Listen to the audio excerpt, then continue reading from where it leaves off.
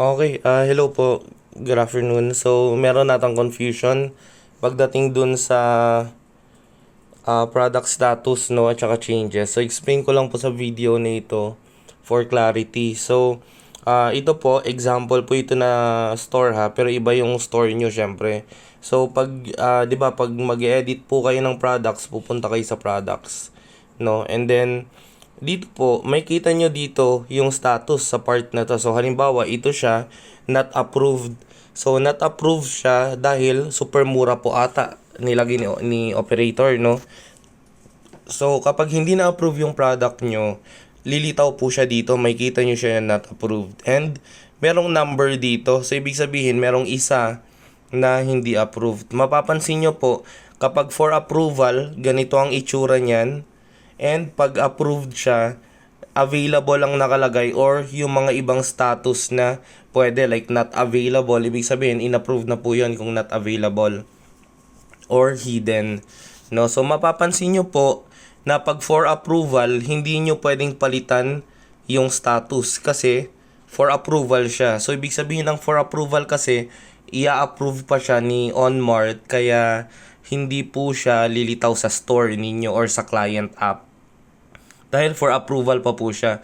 Itong proseso po na ito, ginagawa po natin ito para ma-make sure po na tama lahat ng information na nakalagay sa OnMart app kung sakaling mag-check na yung client. Kasi baka po mamaya walang picture or picture niya is si Mickey Mouse, 'di ba? Pero ang binibenta nyo ay alak, parang ganon. So, kailangan tama lahat yung presyo, baka mamaya nakalagay piso, 'di ba? So, 'yun, i-check po siya. And then, pag approve na po siya, yan, lilitaw na available siya. Okay, ganito yung itsura po. Ngayon, kapag available na po, pwede nyo nang, tapos kunyari naman, ayaw nyo siyang ibenta doon sa tindahan nyo, no, sa OnMart app. Para hindi siya lumitaw doon sa OnMart app ni client, palitan nyo lang po yung status, meron lilitaw na ganyan. Pwede nyong palitan ng, okay, kung hidden, ibig sabihin po, ang mga hidden products, yan, hidden yung status. Ang mangyari po niyan, hindi siya lilitaw sa app. Pero approve po ito, naka-hide lang sa end ni client, sa app niya. Naka-hide siya, hindi siya lilitaw. Pero approve po ito kung hidden yung status. Iba po si hidden, iba si for approval. Kapag for approval, mapapansin nyo, hindi po ito mapipindot.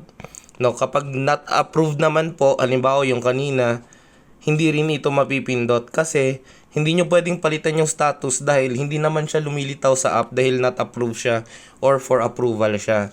Hindi siya lilitaw sa client app. Ayun, so pag nag-edit po kayo, okay, ito pong edit kasi ibig sabihin nito meron kayong papalitan dun sa pinaka-information ng product.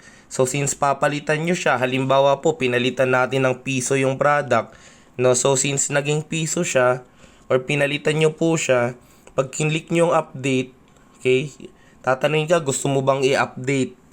Kapag niyas mo po, babalik siya ngayon sa for approval na siya ulit kasi may pinalitan po kayong information na maaaring makapagpabago dun sa lilitaw sa client app. So, kailangan ulit siyang i-check. Pareho po niyan sa image. Kapag pinalitan mo yung image, babalik po siya sa for approval kasi yung for approval po, kailangan ulit siyang i-check natin para ma-make sure natin na maganda naman yung lumilitaw dun sa client app. Maayos po siya. Kasi halimbawa po, imagine niyo nag-update po kayo ng image dyan, hindi natin kinontrol or finilter yung mga inputs, 'di ba? Ang mangyari dyan, kung what if ang in-upload nyo na image, Mickey Mouse pala, or magiging or iba palang product, ibang information. So nangyari, o di kaya nakaligtaan nyo, piso pala nilagay nyo dito. Mangyari, magkakaroon po ng issue ngayon dun sa experience ng mga customers nyo at customers ni OnMart at the same time. Kasi syempre, may kita po nila na mali-mali yung informasyon, 'di ba? Imagine niyo po kayo gumagamit ng app, makita nyo, ay bakit ganito presyo nito? Piso. Ay ba't ganito yung presyo nito? 'Di ba? Or bakit ganito yung picture nito? Mickey Mouse. Medyo pangit yung dating, 'di ba? Kay client. Kung imagine nyo kayong bumibili. Kaya meron tayong ganitong klase ng filtering. So, Kapag approved na po yung product nyo, halimbawa ito, available siya. No, kung gusto nyong gawing, kunyari naubusan kayo ng stocks, ang papalitan nyo lang po dito is yung status. Ayan, and then palitan nyo lang siya ng not available.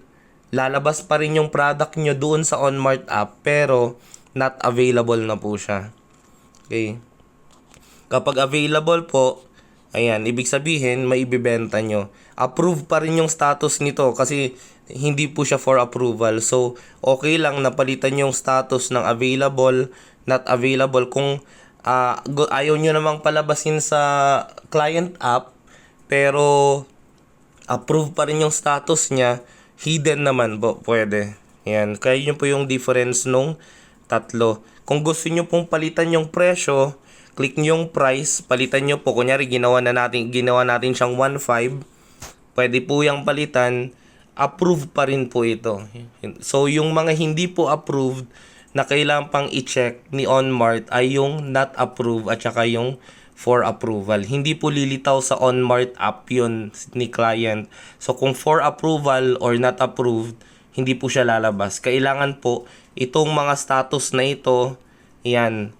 Ibig sabihin po niyang tatlong yan, approve yan ni OnMart, pero yan, kunyari not available, hindi nyo siya maibibenta. So, gagawin nyo po siyang ganyan kung wala na kayong stocks.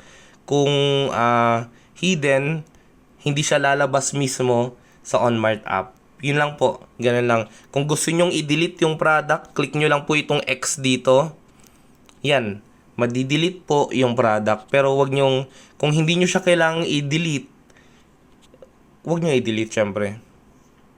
Ayun, so yun po yung differences nung tatlo na product, no, na statuses or yung different statuses nung product natin sa OnMart Store app.